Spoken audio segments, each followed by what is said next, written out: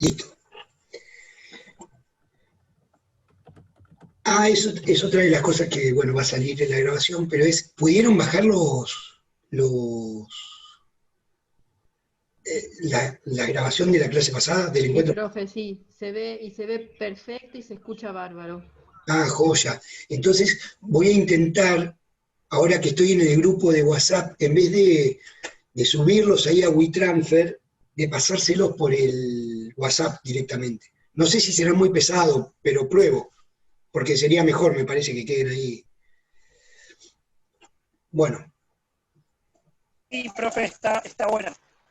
Otra opción es, si tiene usted un canal de YouTube, que suele ser menos pesado, o sea, subirlo, cargarlo y pasarnos el enlace. no tengo, pero puedo hacerlo. Así que por ahí es mejor eso, ¿no? Consume menos datos. Sí, Diego, si no, si querés, yo lo subo, no tengo problema. Ah, bueno, dale. Y total es subirlo y pasar el link. Los chicos no necesitan loguear sin nada, así que. Claro, claro. Y ahí me vuelvo un youtuber. Así que bueno.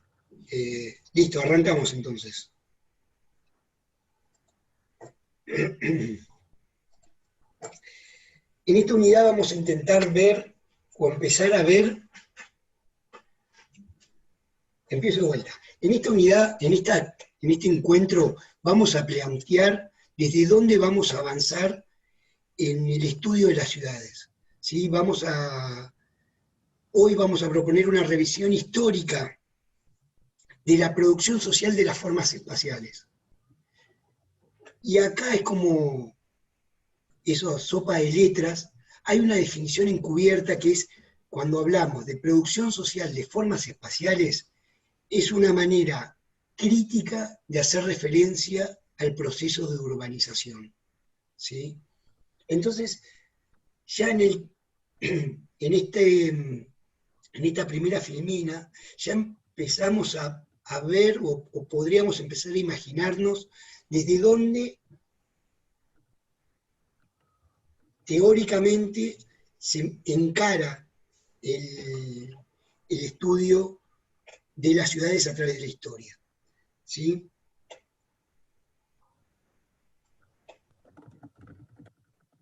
Entonces, de alguna manera, antes de avanzar en la materia y ver qué es una ciudad, cómo se estudia la ciudad, cuáles son las distintas alternativas, lo más importante es fijar los contornos históricos del fenómeno de la urbanización. Es decir, la urbanización como proceso social no es un hecho aislado que surgió espontáneamente. ¿Sí?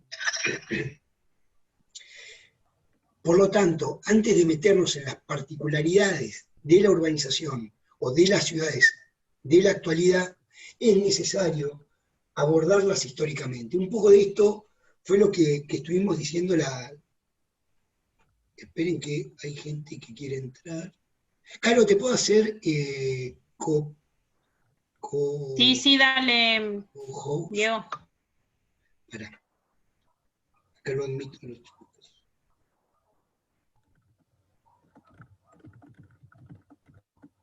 Claro.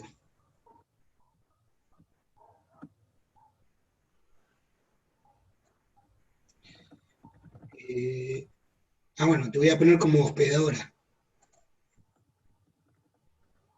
Ahí va.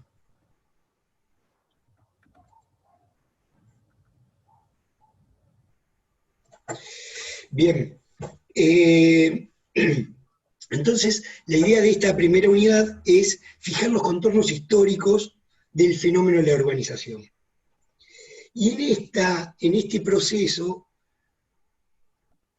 a lo largo de la materia, de algún modo, pero fundamentalmente en esta primera unidad, lo que vamos a intentar es cuestionar esa explicación evolucionista del proceso de urbanización, en donde en general entendemos que cuando hablamos de proceso evolucionista es de pasar de una sociedad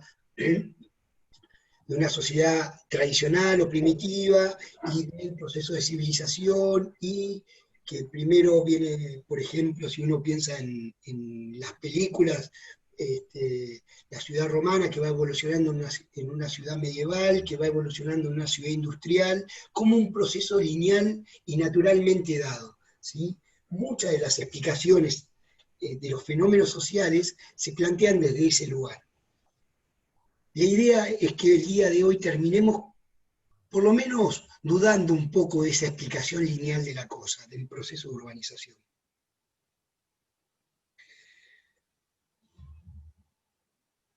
En donde la ruptura de una formación social da lugar a una formación social nueva, ¿sí? Donde lo viejo deja de existir para que aparezca algo completamente nuevo. Y en esto hay muchas explicaciones, o a lo largo del siglo XX se construyeron un poco para eso. Esa era la intención del encuentro pasado, de ver cuáles fueron las corrientes, cuáles fueron más o menos los periodos históricos dentro de las corrientes de la geografía. Cada una de estas corrientes, cada uno de estos momentos dentro del siglo, generaron varias definiciones sobre la urbanización. En términos cuantificables, por ejemplo, una ciudad es aquella que tiene más de 30.000 personas. Pero también hay otro tipo de definiciones que ponen la lupa sobre los aspectos culturales y descriptivos, ¿sí? Por ejemplo, el estilo de vida urbano, que es, por oposición,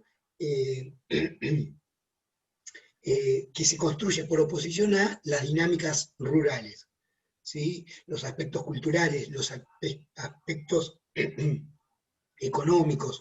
Se empieza a construir una batería, o aparece una batería de definiciones de qué es lo urbano en oposición a lo que es rural, ¿sí? Puntualmente este punto, este tipo de definiciones, es lo que vemos en la unidad 2. Vamos a profundizar en la unidad 2 cuáles son cada uno de estos caminos que se siguen, ¿no? En términos explicativos de qué es la ciudad. Independientemente de si son en función de la cantidad de personas, o la densidad de personas, o los aspectos culturales, o los aspectos simbólicos, en general se asocia al proceso de urbanización con las dinámicas sociales y culturales del capitalismo. Se tiende a pensar en estas explicaciones que la urbanización es un fenómeno derivado del proceso de industrialización, que si lo vemos en términos históricos, es un fenómeno relativamente nuevo el de la industrialización. Y junto con esta asociación, que Castells, uno de los autores asignados a esta unidad 1, dice que hay un tufillo ideológico detrás de esa asociación, Castells también dice que se puede pensar al proceso de urbanización como una forma particular de ocupación del espacio. ¿Sí? ¿Se acuerdan que la vez pasada hicimos alguna referencia a la importancia del espacio dentro de la geografía? Bueno, él plantea que desde la geografía crítica, por ejemplo, se puede empezar a pensar al proceso de urbanización como una forma particular de ocupación del espacio. Es decir, de alguna manera, la urbanización se puede pensar, dice Castells, como la aglomeración resultante de una fuerte concentración y de una densidad relativamente elevada de gente. Ahora, tranquilamente uno sin saber demasiado, y un poco desde el sentido común, podría decirle, bueno, ¿cómo se diferencian unos espacios de otros? ¿Cuánto es necesario para que un espacio sea diferente de otro? O sea, ¿cuál es la diferencia entre 2.000 personas aglomeradas, 10.000 personas aglomeradas, 1 millón de personas aglomeradas. ¿Cómo se llega a ese fenómeno? Caro mandó un audio, ¿puede ser? Lo reenvié que lo pidió una alumna. El tuyo es. Ah, ok. ¿Cuáles son las características de estas diferenciaciones distintas en estas ocupaciones del espacio? Pero de estos elementos que menciona Castel, puntualmente vamos a pensar en esta otra, y viene la primera tanda de fotos. Cuando tendencialmente se asocia a la urbanización con el proceso de industrialización, 10 minutos quedan, esto es como... Recién estamos calentando motores, chicos, y ya se termina. Bueno, cortamos y entramos de vuelta a este mismo. Quedan 10 minutos. Esta asociación tendencial del capitalismo, del proceso de urbanización al capitalismo o al proceso, perdón, me perdí. El proceso de urbanización asociado tendencialmente al proceso de industrialización, como si fuese una dinámica en tándem que se retroalimentan, viene a la memoria de cualquiera de nosotros que tuvimos contacto con un Navijiken en algún momento de la historia, aparecen estas grandes civilizaciones antiguas. Podemos ver en las fotos ciudades chinas consolidadas entre el 3000 y 2500 a.C., la Mesopotamia y la Media Luna Fértil, 3500 a.C., las ciudades egipcias, posteriormente las ciudades griegas, ¿sí? Que estamos hablando de aglomeraciones de gente sumamente densas y extensas que directamente echan por el suelo esta asociación de la urbanización con el proceso de industrialización. Y ahí Castel dice, bueno, ¿por qué surgen estas aglomeraciones, esta ocupación del espacio de alguna manera sedentaria, ¿no? de quedarse fijo en un espacio determinado? Y la hipótesis central que tiene Castel, que no es suya, sino que responde a toda una corriente historiográfica, es que fue la dominación de la técnica, sumado a algunas condiciones sociales particulares que permitieron que la agricultura, y por lo tanto los agricultores, tengan una productividad mayor a la necesaria para subsistir. Es decir, la producción de alimentos ya dejó de ser para autoconsumo, sino que permitió generar nuevas dinámicas que contribuyeron a la formación de un sistema de reparto y de distribución de alimentos y de otros productos que definieron la capacidad técnica y las formas de organización social de estas grandes aglomeraciones. Es decir, uno tenía en el campo el tipo que producía alimentos y en la ciudad un tipo que no era necesario para esa producción de alimentos. Entonces empezó a generarse un espacio, el espacio pasó a estar ocupado como lugar de residencia de aquellos que no eran necesarios para la producción de alimentos. Serían kilómetros cuadrados. El resultado va a tener que ser kilómetros cuadrados. ¿Por qué? Porque son 2 kilómetros por kilómetro. Metros cuadrados.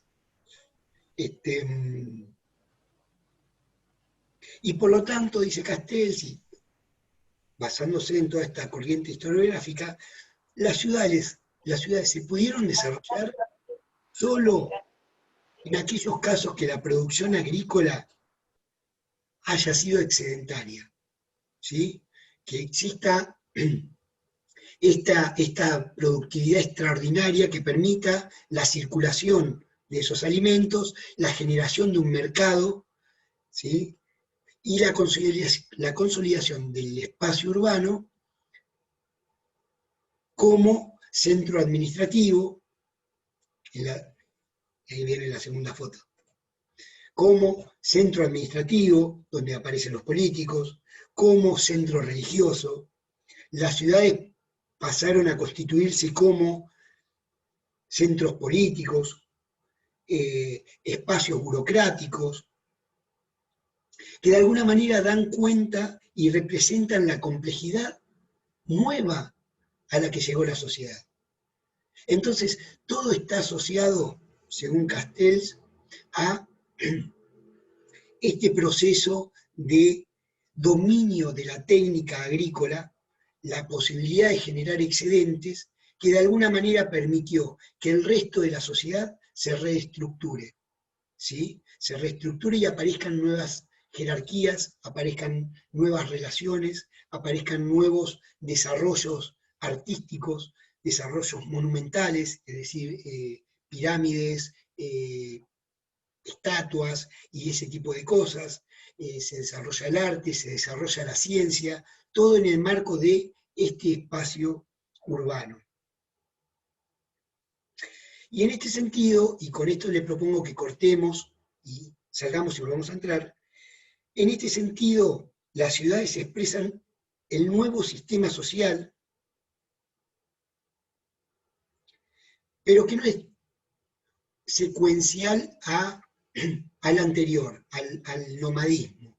No es que primero vino el nomadismo y después automáticamente viene la consolidación del espacio de la aglomeración urbana. Lo que dice es que son dos sistemas que se retroalimentan, ¿sí? Es un proceso, o sea, son dos sistemas sociales que evolucionan juntos.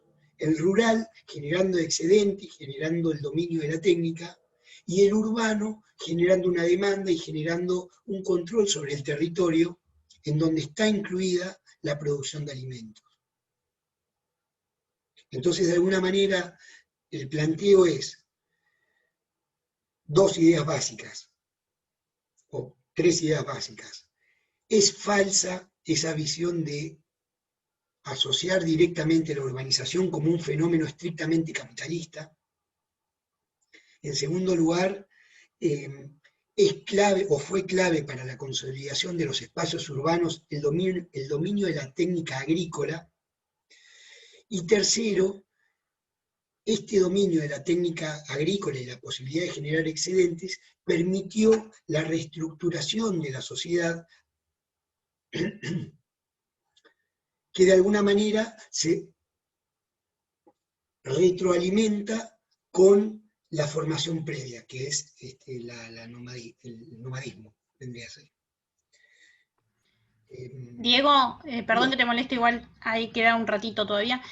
Acá Pablo en el chat puso una consulta. ¿Esto desde el punto de vista neoliberal? No, ¿qué cosa? O sea, porque lo que critica en realidad Castells, si nosotros, ¿se acuerdan el cuadrito que hicimos la semana pasada, que hablamos de positivismo, neopositivismo? Castells se para desde la escuela crítica, ¿sí? Y él fundamentalmente critica